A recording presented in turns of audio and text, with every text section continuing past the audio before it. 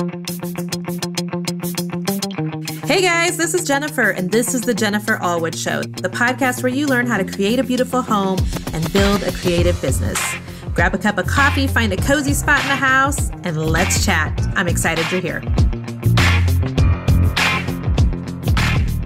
Hey everyone, welcome back to the podcast. This is episode number 66, the episode where we talk about branding and why I believe that you should brand yourself and not what it is that you're selling. I'm excited to be here today. Before we get started, this podcast is sponsored by my very own Creators Roadmap course. This is my 6-week course that teaches entrepreneurs how to make money online. The Creators Roadmap is currently open at creatorsroadmap.com, and I teach you 6 ways of 6 different revenue streams that you can implement into your online business yet today. So, podcast is sponsored by creatorsroadmap.com. So let's get started. Let's talk about branding. And I first want to talk about what branding even is and what does branding yourself look like. And so let's talk about what branding is. I think there's a lot of misconception about what branding is. Branding is not the colors that you're using on your logo. It's not the colors that you've got on your website. It's not about making sure the fonts are all similar across all social medias. That's not what branding is. Okay, so branding is what others say about your business when you're not there. Branding is what you are actually known for.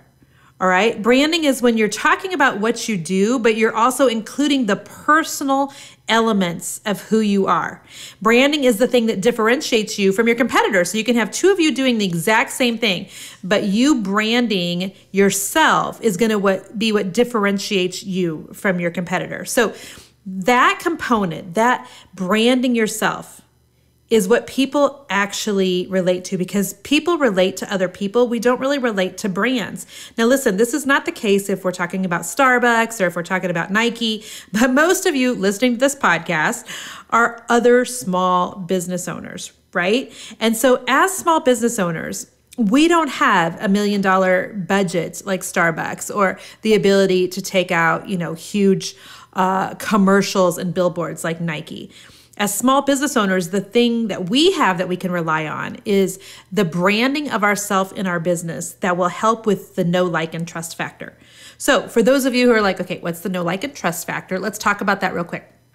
The know, like, and trust factor is the thing that if you have 2 businesses side by side, let's just use painters, for example, since I know a lot of the creatives that listen to me are in the painting industry. So let's just say you have 2 painters who are bidding a job for painting a buffet. Okay, they're both using the same technique. They both have the same pricing. They both have really great reputations. So what's going to be the deciding factor of who a client would potentially hire? Well, they're always going to hire the person that they know, like, and trust. That's the humanness of us as purchasers will always make us lean in to the company, to the person, to the brand that we have the strongest rapport with.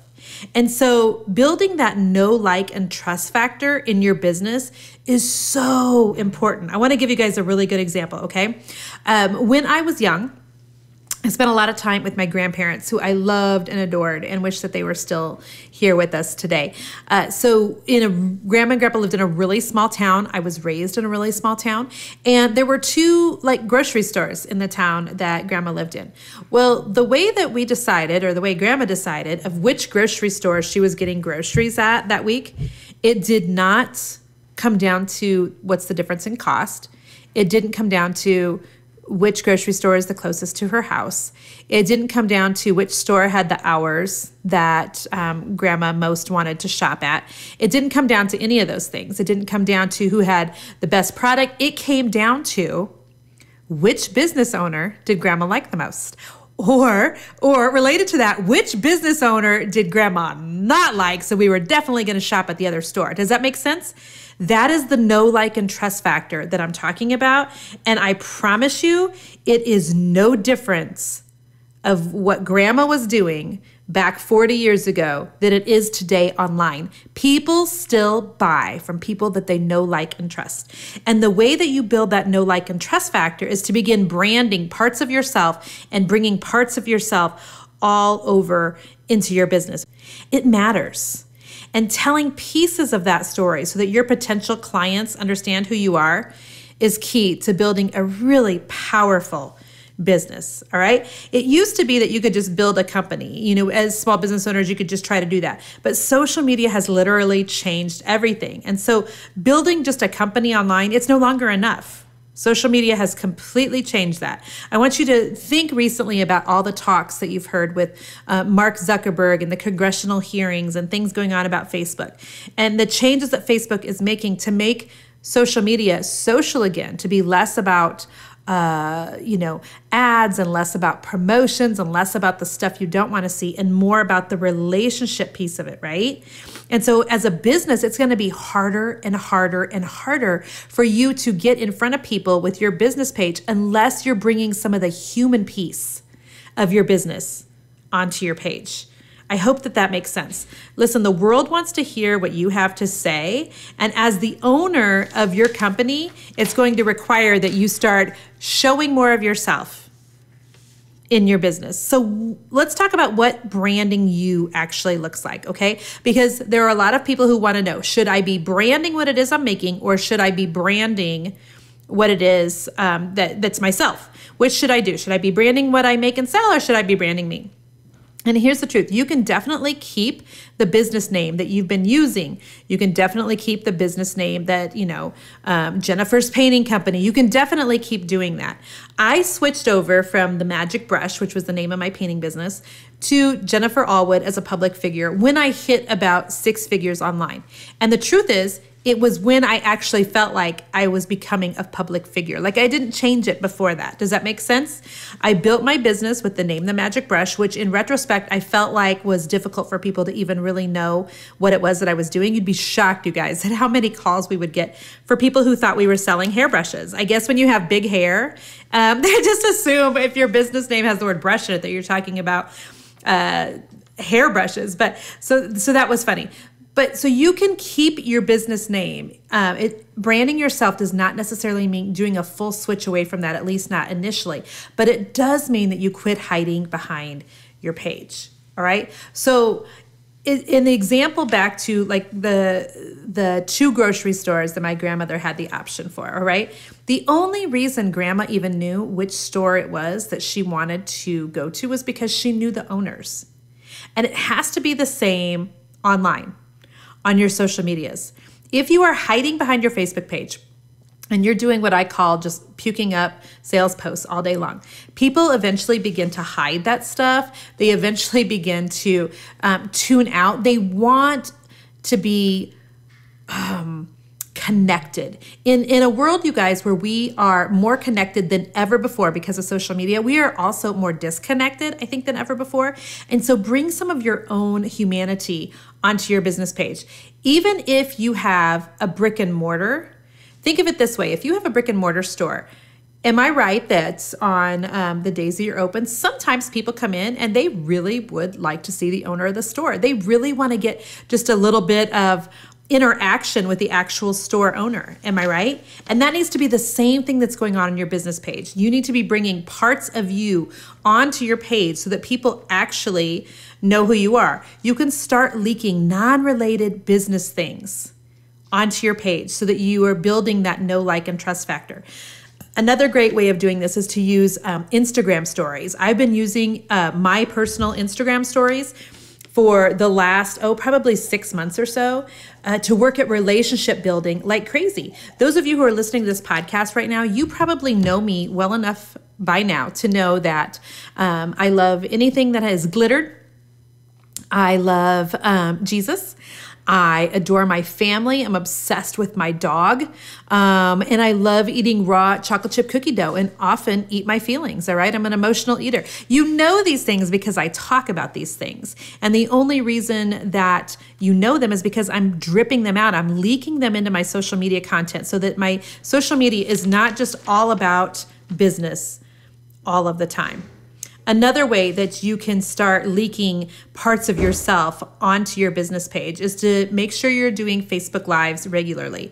Now, you guys know that I am huge on the fact that as business owners, we need to be going live on Facebook. Part of the reason is because this is what Facebook has said. It has said, If you will go live on Facebook for at least 15 minutes, we will show your post to at least 6 times more people than a regular post. So go live on Facebook. Now listen, some of you are already freaking out and you're like, I have no idea, Jennifer, what to go live about. Girlfriend, listen, I've got you covered, okay? Here's what I want you to do. Go to jenniferallwood.com/Facebook-live-ideas. So that's jenniferallwood.com/Facebook-live-ideas. It's a free list of 60 things that you could go live about on your business page today. And it's certain to just spur on some other ideas from you that perhaps you have not already thought of. So make sure you're doing Facebook Lives. Here's why. People get used to seeing your face. Well, Jennifer, I don't want to show my face. Okay, well then show your hands. And people will get used to hearing your voice. And when people are getting used to seeing your face and they're getting used to hearing your voice and they're hearing you talk about things that are not always work related, and you're building relationship and you're building relationship and you're building relationship, then you're also building loyalty. You're building a stronger relationship. You're building loyalty. You're building loyalty. You're building loyalty. Now you've got something to sell. Guess what? You have already built a rapport with these people. They already know parts of who you are. They already know some of the things that you stand for, some of who you are, and therefore the selling is so much easier to people who already know, like, and trust you. So let's say you have a launch that you're going to do. Right now we're launching Creators Roadmap. If you have any desire to take that course, sign up. Closes on May the 3rd at midnight CST. So make sure you sign up before then. Go to creatorsroadmap.com. But while I'm launching Creators Roadmap, I'm launching it to people who've already grown accustomed to seeing me on social media. They already know the back end of my life. They already know pieces of who I am. They already know a lot about my coaching style because I've gone live on Facebook. I've coached a lot of them for free. So then when I go to launch something, it's not coming out of left field. They know me. And they already knew I was about to launch it because I've already been talking about it, right? And so we've worked really hard at building relationship in my business. We've worked really hard at building, that customer loyalty, and that will show up and it will prove itself to be a worthy investment when you go to launch something, I promise you.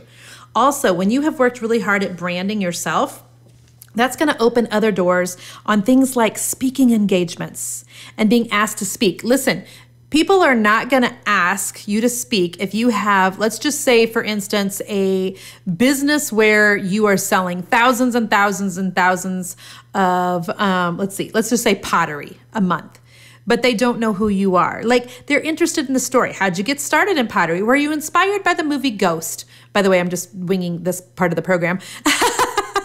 When I said pottery, the movie Ghost was the first thing that came to my mind. So people want to know how you even got started. How did you learn how to do this? Were you a little child who was really good in art class? Tell me more about where you have your pottery stuff set up in your house. We'd love to see what that looks like. So instead of just selling them the finished pottery, you're actually giving them a little bit more. You're actually like letting them in behind the curtain. And when people know that you can talk about what it is that you do in a way that is effectively being communicated, when they know that you are well-versed, that you can handle conversation, then you're going to get asked to start doing speaking engagements. And by the way, those can be paid. We even talk about that in my Creators Roadmap course. Also, when you're branding yourself, you're going to get asked then to work with brands that perhaps never would have approached you if you had never come out from behind your page. Let me give you a good example. Hobby Lobby is a company that I love, and I have worked with Hobby Lobby for the last couple of years. I have gone down to their home office twice, once to record some fall and Christmas videos for them last year, another time just to tour the facility at their invitation.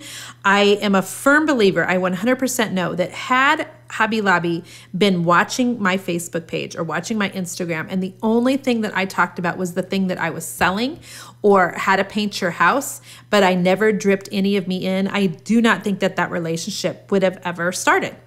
And so if you have any desire to work with brands, you have to have some personality of some sort. There has to be some you sprinkled in places so those brands know who they're dealing with. All right. If you are somebody who is starting to brand yourself, you have a much better chance of getting asked to be on your local television show, of asked to write a book, because here's what TV stations and books want to know, or not the books themselves, but publishers. Here's what they want to know. Will people rally behind you? If you have the ability to get followers on social media, and for those followers to really being in love with what you're doing, you have such a better chance of being asked to be on a television show or being asked to write a book. Those are just no-brainers, because both TV and books, they want to know if people are going to rally behind what it is that you're doing. Can you get an audience to do what you ask them to do? And if so, a brand is going to be much more likely want to work with you. So building your own brand is always going to position you as an expert in your field. Now, I know for a lot of you, that just sounds scary and that feels really vulnerable, especially to you creative people out there. I understand that you don't maybe want to wear the hat of expert, and that feels really awkward to you to even call yourself that. However, when you put yourself in the position where you have branded yourself and now people are looking at you as an expert in your field, it will allow you to do, some other things in your business that perhaps you want to. So a lot of times creative people will come to me and they'll say, Jennifer, I'm multi-passionate. Like there's a lot of things that I want to do. And I'm like, okay, that's totally fine. If you have branded yourself, you're in such a more powerful position. So instead of now just being someone who makes signs, you can also make signs, and you can also be making some jewelry that you're selling. You can also be blogging over here and doing some creative writing, because they're all kind of sort of related, but the common denominator is it's you. You're the one doing it. All right. So branding yourself will allow you to pivot. And many of you creatives, you want to know that you can your business. By the way, how many of you, every time I say the word pivot, like you envision that one episode of Friends where Ross, and I can't even remember who else he was with, are trying to get the sofa, moved into the apartment. So yes, it will allow you to pivot if you have branded yourself. Okay. So if you are an MLM, which for those of you who are listening who don't know what that is, it's multi-level marketing. I want you to consider that if you are completely building your business on branding that thing that you're selling, what are you going to do if there's changes to that company? What are you going to do if that network marketing company you work for suddenly closes? Think about Metabolife years and years ago, or think about Amway. Okay, those were MLMs that are no longer. And so what happens if you put all of your eggs into that MLM business? So you're only promoting the leggings or the makeup or the health shakes or the oils. And then that company decides to go sideways. You are left like high and dry. You literally are left with then nothing to promote. And so instead, what I want you to do is I always want you to bet on yourself and not what it is that you're physically making or not the company that you're trying to promote. Always bet on yourself and sprinkle in parts of what it is that you're selling. Honestly, if you are someone who is an MLM and you're just talking all day about the thing it is that you're selling and the company that you're working for anyway, people are, I promise you, they're hiding you. I love you, but I want to tell you the truth. They are hiding you on social media. And so quit trying to sell stuff on your personal page. Instead, I want you to be selling it on your business page, because that's what Facebook Terms of Service says. All right. So you're going to be on your business page. And then I don't want you just talking about what it is that you're selling all the time. I really want you to sprinkle some of you and your life in there. Okay. Tip for you guys, though. For those of you who are like, okay, Jen, I'm not convinced. Like, I'm thinking about it. I'm thinking about branding me, but I'm not quite convinced. Just for fun, here's what I want you to do. I want you to go right now and see if the URL for your business or for your name is available. So I had a business coach tell me to do that about 4 years ago once. She said, Jennifer, you really need to buy jenniferallwood.com. And I thought, well, I can't imagine that I'm ever going to need that, but it's cheap when it's available. It's really cheap. And so I was like, okay, well, I'll go ahead and just buy the URL. And I'm so glad that I did, because now you're listening to my podcast, some of you, on jenniferallwood.com. You can do also, if you want to take this one step further in this tip, you could also buy the URLs for all of your family members in the event that they would ever have an online business that they would maybe want that for. They really do not cost that much money. So that's just a little free tip for you. So I want you to begin to brand yourself more and more. So you're not just branding the signs or just your paintings or just what it is that you're selling. but that you are sprinkling in enough of yourself that you're positioning your business for success. The business that is built on the person behind the business, when we're small business owners, is the one that's going to be successful. I promise you that. So hopefully that was really helpful in you understanding personal branding more and just how to position your business to be successful. And we answer more of these questions and we go further into the things that you can do with your personal brand in my Creators Roadmap course. Again, if you're interested in looking at that, it does close Thursday night, May the what did I say? It was the 3rd at midnight CST. And so go to creatorsroadmap.com if you're interested in hearing more information. So I want to give a quick shout out right now to Art by Amanda Hilburn. Amanda was kind enough to give us a review on my podcast on iTunes. And I just want to give her a shout out because these reviews are so fun to read. You guys are so much fun for us to see when they pop up. And here is what Amanda said. She said, Jen has been a huge influence in my online business. Her experience and her willingness to share with other creatives and their community is priceless. I always walk away with new ideas and a big confidence booster. Thank you so much. And I just want to say thank you, Amanda Hilburn. And I'm excited about your business, Art by Amanda Hilburn. I'm excited about what you're doing online. And I'm so honored that you're listening to the podcast and that it's helpful in building your business. So thank you. I want you guys to know that these podcast reviews, they matter. They're important. We read them, we see them, and every time you leave one, I'm just so honored. So if you have a chance to slip over to iTunes and to leave a review, we would appreciate that so much. So there you have it, my friends. There's another podcast for you this week, all on branding and how to brand yourself. I hope that this was useful. I hope that you will share this with some of your business buddies. And until next week, I want you to stay creative. Bye-bye.